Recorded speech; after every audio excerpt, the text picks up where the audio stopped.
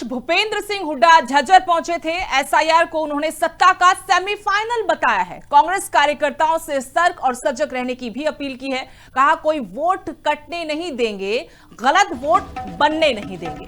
Party नियमों पर भी भूपेंद्र सिंह हुड्डा ने बयान दिया। कहा धरना प्रदर्शन के लिए जिला स्तर पर अनुमति की जरूरत नहीं है।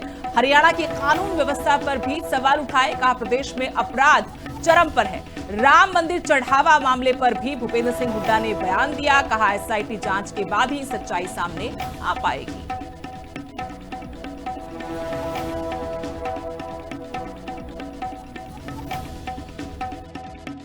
हाँ, CLA 2 और 1 की, और ये सब जगह ले रहे हैं पूरे प्रदेश में।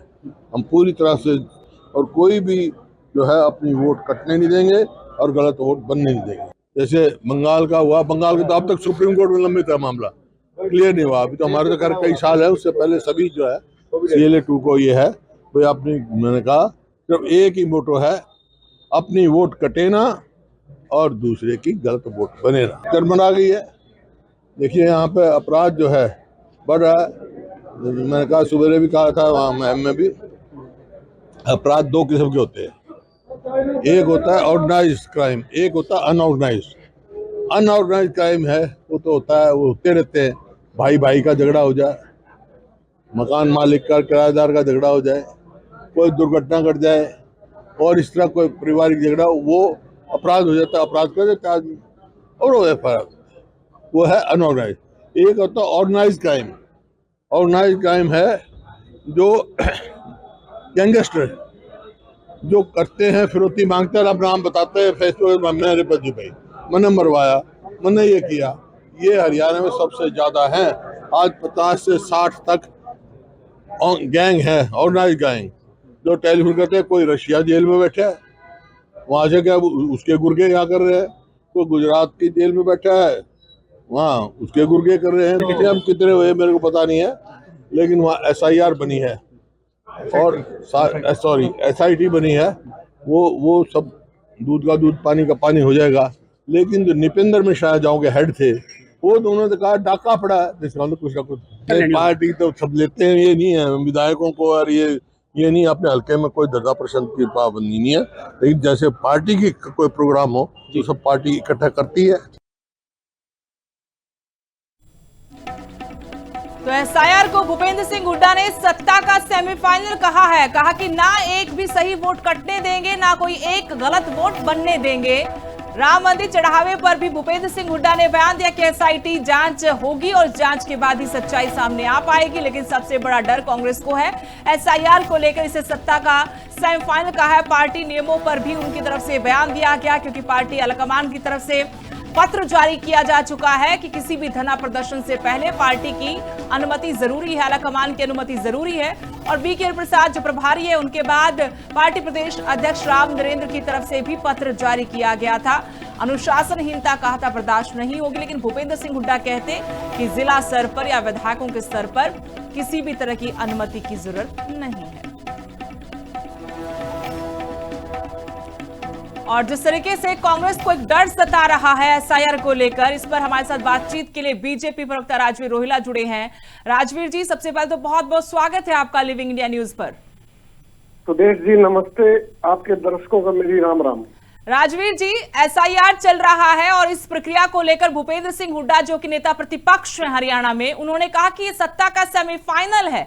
ना हम एक सही वोट कटने देंगे और ना ही गलत बनने देंगे। चिंताएं हैं उनको कि एसआईआर में घपला होगा।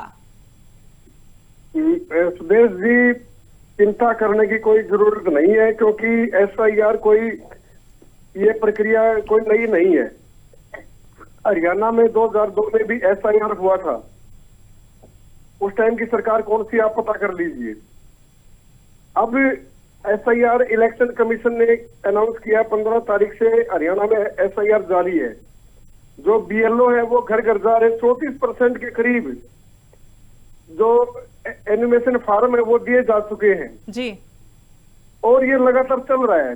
20,000 से ज्यादा बूथ हैं, 2 करोड़ से ज्यादा मतदाता है।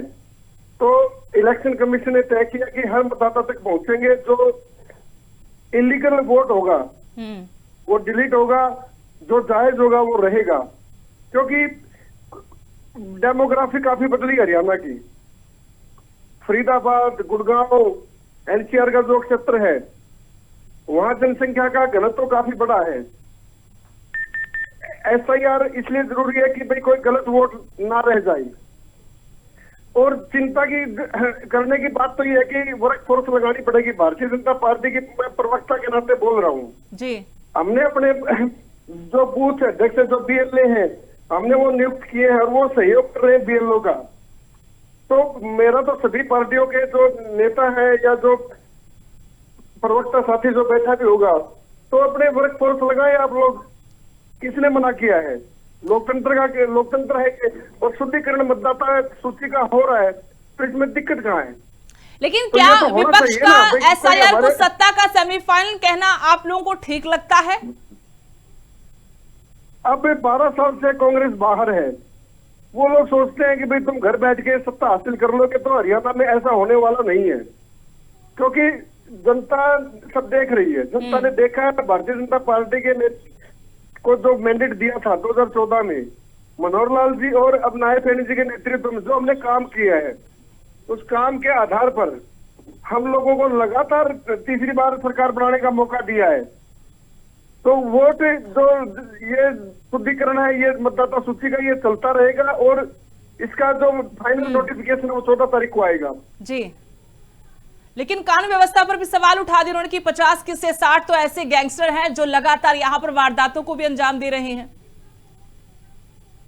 सुदेश जी, कानून व्यवस्था किसी भी प्रकार के लिए सुचारू चलाना उसका दायित्व होता है और हरियाणा सरकार इसमें तत्पर। आप लगातार देखते हैं मुठभेड़े हो रही है, एनकाउंटर होते हैं और मुख्यमंत्री जी ने कहा कि भाई ये जो या तो आप हरियाणा छोड़ दो या अपराध छोड़ दो, और जो सरकार है उसी नियत पे काम कर रही है। अब कोई विदेश बैठ के धमकी दे दे या कुछ और कर दे, उसके लिए पोर्टल बनाया है सरकार ने। भाई आप पुलिस का सहयोग लीजिए, पुलिस आपका सहयोग करेगी, प्रशासन आपका सहयोग करेगा। तो जनता को भी आगे आना पड़ेगा। अगर किसी को कोई थ्रेट आता है तो वो प्रशासन से संपर्क करे, प्रशासन उसकी पूरी सुरक्षा करेगा। जी राजवीर जी, सुखबीर तंवर जी हमारे साथ जुड़े हैं कांग्रेस की तरफ से। जो आपने बातें कही उन पर सवाल हम उनसे करेंगे। सुखबीर जी, सबसे पहले तो बहुत बहुत स्वागत है आपका लिविंग इंडिया न्यूज पर।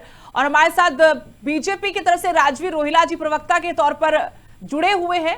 और हम बात करें कि नेता प्रतिपक्ष भूपेंद्र सिंह हुड्डा ने कहा कि एसआईआर सत्ता का सेमीफाइनल है और ये गलत डर बता रहे हैं आपके साथी प्रवक्ता कि ये गलत है।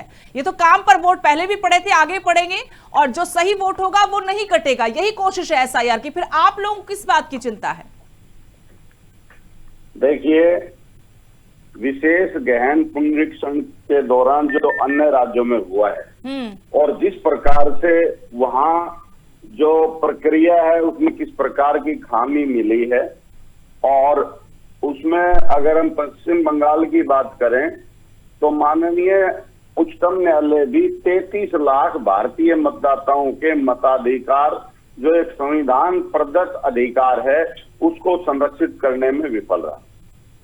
ये अपने आप में इस बात का प्रत्यक्ष प्रमाण है कि किस प्रकार से चुनाव आयोग किस तरह से जो संविधान प्रदत्त एक अधिकार है उसको काटने पे लगा हुआ है। और ऐसा प्रतीत होता है कि चुनाव आयोग भारतीय जनता पार्टी के हाथों में खेल रहा है और माननीय उच्चतम न्यायालय भी जिस प्रकार से संविधान का संरक्षण होने के नाते उनको जो काम करना चाहिए उसमें उनकी विफलता जग जाएगी।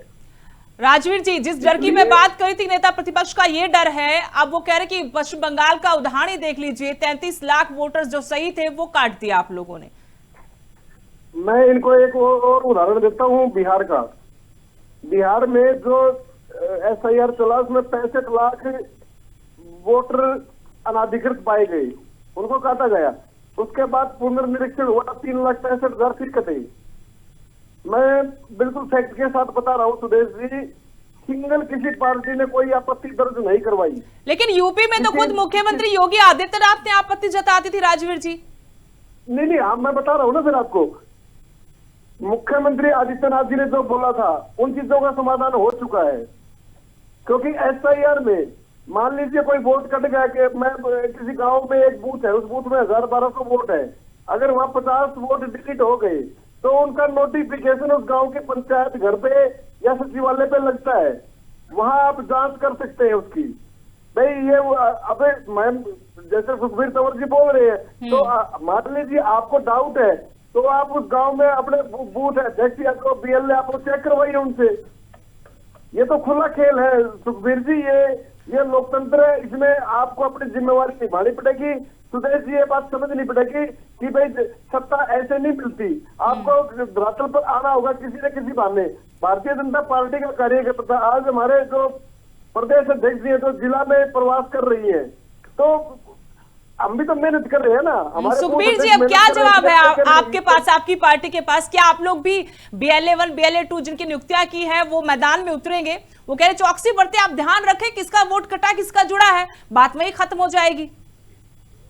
देखिए सुदेश जी, हम BLA 1 और BLA 2 की नियुक्ति कर चुके हैं और हमारे BLA 2 भारतीय जनता पार्टी से ज्यादा है। इनके ऑन रिकॉर्ड 15,805 है, हमारे 15,855 है। हम पूरी तरह से मुस्तैद हैं, लेकिन जो प्रक्रियागत खामी रही है उसको नजरअंदाज नहीं किया जा सकता। और इसमें कतई कोई संदेह नहीं है कि हरियाणा प्रदेश की परिस्थितियां उस प्रकार की नहीं है जिस प्रकार की धांधली इन्होंने अनेक अन्य प्रदेशों में करी है। यहाँ हम हर तरीके से जो भी भारतीय जनता पार्टी के प्रपंच रहे हैं उनका मुकाबला कर रहे हैं और हरियाणा प्रदेश में आगे भी किएंगे। यही विपक्ष का काम है सुखबीर जी, विपक्ष का काम है चौकसी बरतना। लेकिन जो विषय है वो विषय हैं और रहेंगे, उनमें हम निश्चित तौर पे भारतीय जनता पार्टी की जो बेकायदगी है, जो चुनाव आयोग अपनी जिम्मेदारी निभाने में निरंतर विफलता का शिकार है, वो बताना चाहिए। इसके अलावा जब हम सारे राजनीतिक दल मांग कर रहे हैं कि आज की वर्तमान सूची हमारे BLA 2 को दीजिए और जो 2002 का विषय है जो SIR के समय जो सूची थी, आखिर अभी तक भी वो सूचियां क्यों उपलब्ध नहीं करवाई जा रही? कहीं ना कहीं चोर की दाढ़ी में तिनका है। चलिए आप दोनों का बहुत बहुत शुक्रिया हमारे साथ जुड़ने के लिए, तमाम चर्चा में शामिल रहने के लिए। तो SIR को लेकर विपक्ष की नाराजगी है, चिंताएं ज्यादा हैं। कहते हैं कि त्रुटियां पहले भी रही और इन त्रुटियों की वजह से बीजेपी को फायदा हुआ और जो विपक्षी धड़े हैं उनको नुकसान हुआ। हरियाणा में SIR की प्रक्रिया चल रही है, एक बार फिर से चिंताएं कांग्रेस की खास तौर पर है और भूपेंद्र सिंह हुड्डा जो नेता प्रतिपक्ष हैं उन्होंने तो इसे सत्ता का सेमीफाइनल तक कहा है।